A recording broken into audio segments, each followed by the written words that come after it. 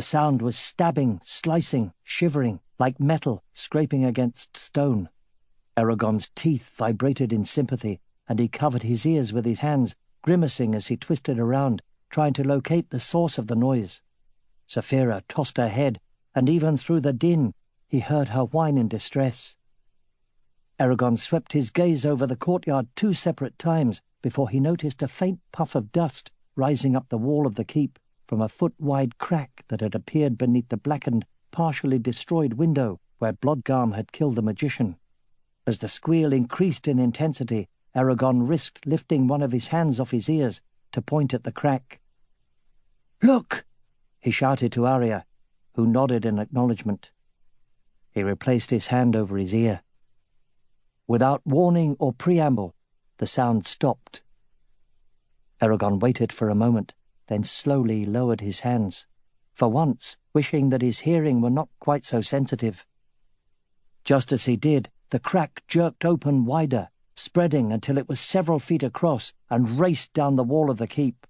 Like a bolt of lightning, the crack struck and shattered the keystone above the doors to the building, showering the floor below with pebbles. The whole castle groaned, and from the damaged window to the broken keystone, the front of the keep began to lean outward. "Run!"